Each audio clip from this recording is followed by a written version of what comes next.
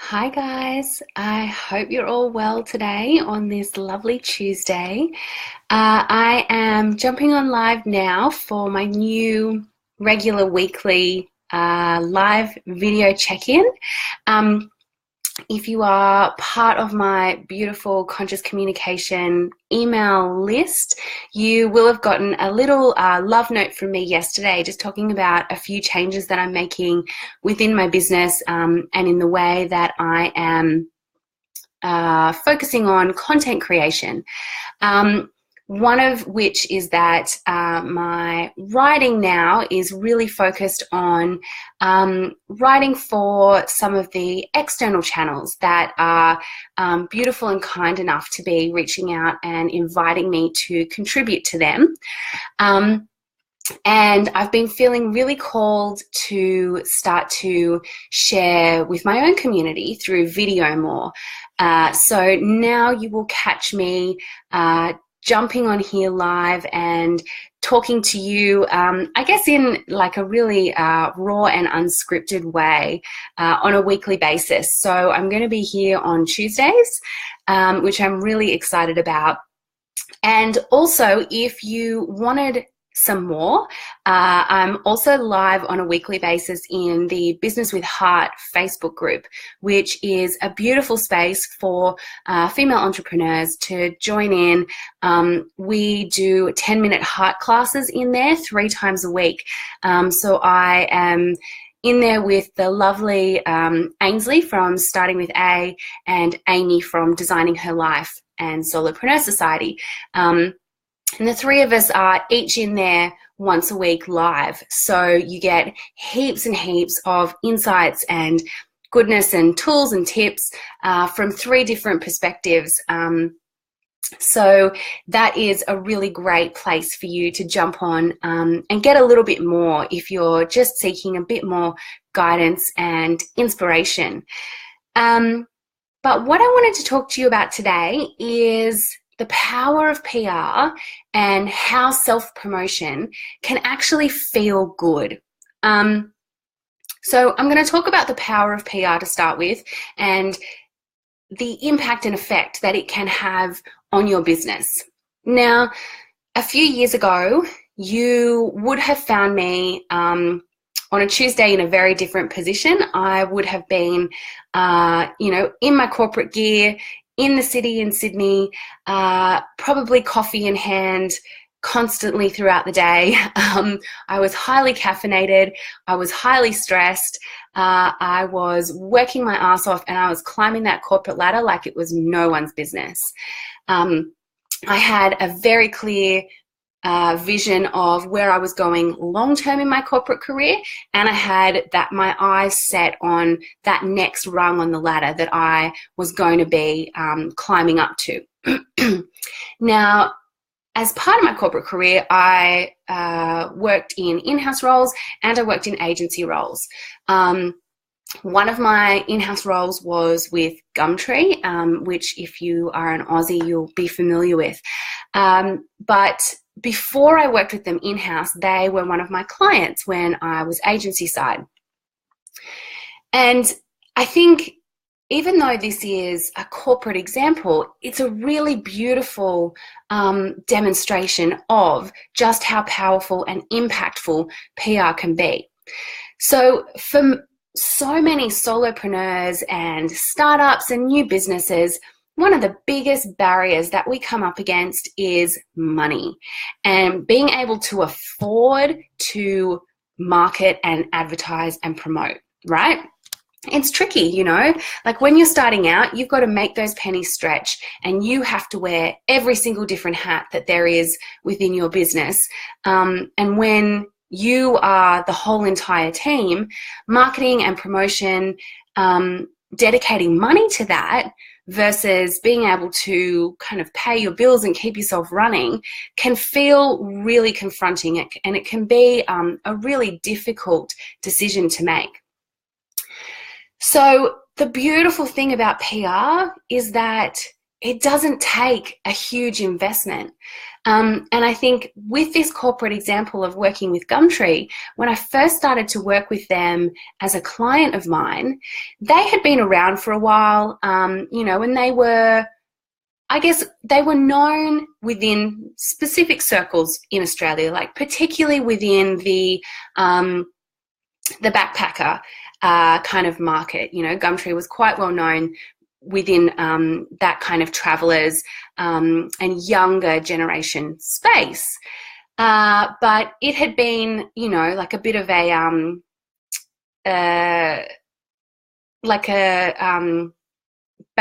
garage kind of startup, you know, where it was started on a shoestring, and it was run by a very, very tiny team, and there wasn't a lot being invested in it. And then it was bought by eBay. And so even though it was being backed by this really big international company, Gumtree still really needed, I guess, to kind of prove its value and prove its positioning within the Australian market. And so they did not have a big, as far as corporate budgets go, they did not have a big marketing and advertising budget. So what they decided to do was to invest a portion of that, a good portion of that, into PR, because while you are paying for consultants, you're not paying for airtime.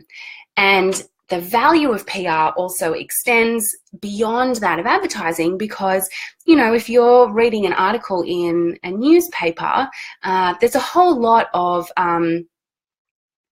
extra value that comes into that, because it is from a third party. You know, you're getting that recommendation from an external source, and that's where PR really differs from a paid placement, because it comes with the validation and the credibility of the media outlet and the journalist that are publishing and talking about it. So when Gumtree first came to work with us at our agency, they were only fairly small, only kind of really starting to get started in the Australian market.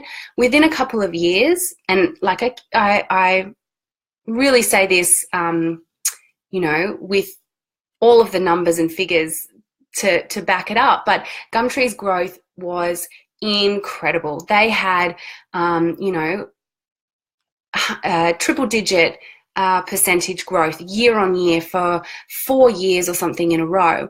They absolutely started to gain the most incredible traction and momentum within the Australian market. And a large portion of that came down to the fact that we worked with them to develop and execute really strategic, smart PR campaigns that focused on helping them to increase their reach and awareness through a whole range of their core target audience.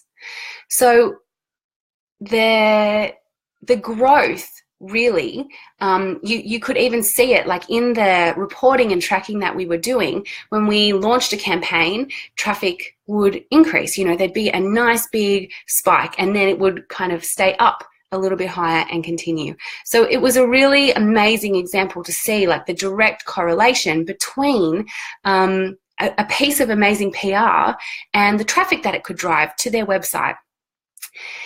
And that's why I think this example is really pertinent to so many of the online businesses and the online entrepreneurs that I'm working with these days. Excuse me. Because PR is an awesome traffic driver. And even if it is in a printed magazine, or it's on TV, or it's in you know, it's not an online piece of promotion, there is still traffic that is being driven. You know, people multi-screen constantly these days.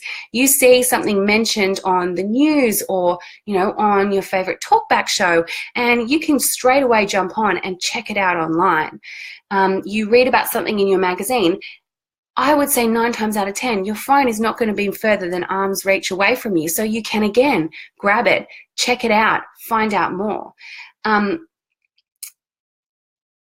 big thing as well, I guess, is that dollars question. And doing your own PR is something that takes time. Yeah, it's a big time investment, but you don't have to make any upfront financial investment. You don't have to pay for advertising space. You don't have to pay for click-throughs. It's all about investing your time and energy into something that is then going to deliver and convert in a really amazing way. And I don't know about you, but at the moment, with all of the changes that are happening within social media and with the Facebook algorithm changing things up now, but also just continuously, knowing that I have alternate channels and means of connecting with my audience and my ideal clients, being able to reach more people is a really comforting thing, you know, in terms of the security and continuity of growth within my business. And so if you are relying solely on social media as your only channel to build your community, to connect with your audience, and to reach the people that you want to be working with, then I really encourage you to start to think about the potential risks there, because I love social media. I absolutely love it, but we don't own our social media channels. A girlfriend of mine who had a really thriving Instagram account, business Instagram account, just the other day got kicked off for no apparent reason. There is very little she can do in terms of being able to question that decision, and she has just lost that huge community of followers that she had built up over years and years and years. And so if you're relying purely on social media to be that connection for you, to be that business building channel, and to be the one and only way that you continue to engage and connect with your audience, you are really running a risk of potentially having that swept out from underneath you at any time. And it may not be as extreme as being, you know, blocked from your own account.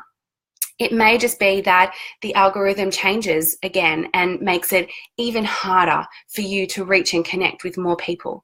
It may mean that, you know, organic reach is completely to the floor, which I don't know if it could get much further down than it is already. But, you know, the cost of continuing to pay for Facebook advertising is going up and up. And so, you know, knowing that you have other channels that you can start to leverage and work with, and that can be so beneficial and powerful for your business, for growing your community and for getting your name out there and building your profile, is really reassuring. And I know that I'm obviously really into PR, but it is such a great opportunity to build and grow and have your voice heard. Now, that brings me to, just got a question from the lovely Jody on Facebook, and she's asked, do you think your email list is the most important thing to have? Now, look, that's a really tricky one, and to be quite honest with you, I flip-flop on this a little bit. So I think your list is important in that it is something that you own. You know, nobody can take your list away from you, and it is a certain way for you to communicate or to get your message out there to your community. That being said, email is not what it used to be. And these days, people's inboxes are so over cramped, you know, like if you're anything like me, I've got my work email, and then I've got my private email, which is where I sign up for all my subscriptions and newsletters and things. And if I don't check that private email for a few days, it is bonkers. Very rarely do I get to read everything that I intend to read. So, you know, it fills up really quickly. I end up scrolling through and delete. And even the things that I save and think, I'm really interested in that, I'm going to come back to it later, I don't come back to it quite often. And I feel like we are told so often that email is the answer and your list is the most important thing. But we're sending all of our emails into a really competitive environment. You know, people have got a lot coming in, and there is a lot that we're competing with in terms of the likelihood of your email being opened and read, let alone it being responded to or prompting someone to take action. So I do think it's important, Jody, and I do think that it is an asset for your business because it does give you, again, that sense of security and surety that you have those contacts and a way of reaching out to your people. I don't think it is the be-all and end-all in terms of branding and marketing, and that we should focus too heavily on that being the only outcome. But it does give people the opportunity to move closer to you. It gives people the opportunity to find out more and to work more closely with you, as do your social media channels. The difference, I guess, is that you own your list and you don't own your communities on your social. So I know that's not really a very definitive answer, sorry, Jody, but like I say, it's something that I really flip-flop about. And so, you know, I like to look at it as having a really broad mix within your own marketing channels that are available to you, and making sure that you leverage and utilize each of those to the best possible end, and combining, you know, email with social, with PR, with content marketing, you know, all of these different opportunities that we have all add to one another. And I think that, you know, they can work together really nicely as well, which is really important. The second thing that I wanted to kind of talk about today is that feeling that I know so many of us get, so many heart-centered and creative entrepreneurs, and particularly women. And I don't mean to generalize, but working primarily with women, it's something that comes up a lot for my clients.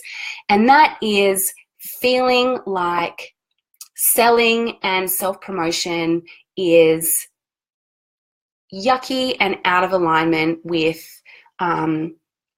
their values and their authenticity, and it doesn't feel right for them and their brand, and also for the way that they want to connect with their audience. Now,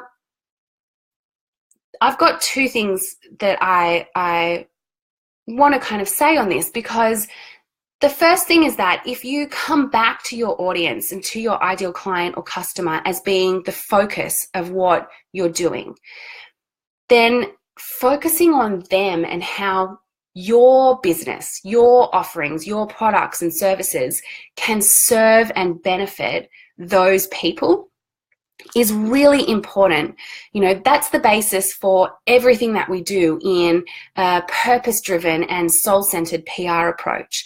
And that's really the fundamental way that we can get rid of that yuckiness feeling and that kind of resistance that we get at the thought of self-promotion, because it becomes about serving, how you can serve them, and reminding yourself of why you started your business in the first place, why you have created these products and services and offerings, and how that can benefit and impact the people that you are here to serve, is such a powerful way just to reframe that thought.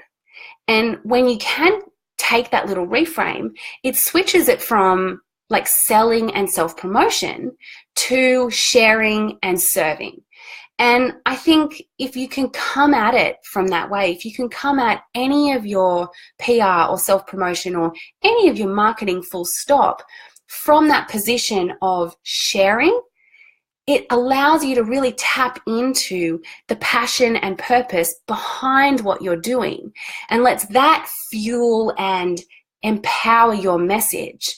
And when you show up in that way, your message is going to be so authentic. You know, it really magnetizes that message and makes what you're saying so much more compelling and engaging for your audience and for the people that you're there to serve.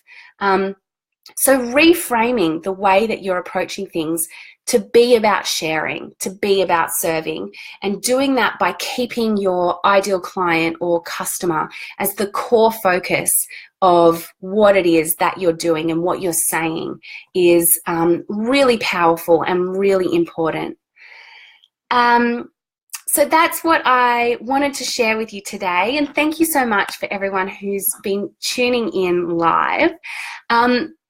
If PR is something that you are interested in integrating into your business, and you know you are keen to find out more and to dip your toe into the water, I actually have my free 5-day Pitch Perfect PR training, which is coming up again on Monday, and I would love for you to join me. This is a 5-day video training where we will go through everything from how to identify the media opportunities and newsworthy topics within your business, how to find the right media for you to pitch to. We'll talk about media assets and developing your media kit. We'll look at how to write a pitch, which is really, really important. And then we'll also go into the key final step that so many people miss, and which is the way that you really need to get or the things that you really need to do to actually get that PR opportunity across the line. And that's something that so many people don't look at and don't consider. They kind of send their pitch and then think that that's the end of the story, but it's not.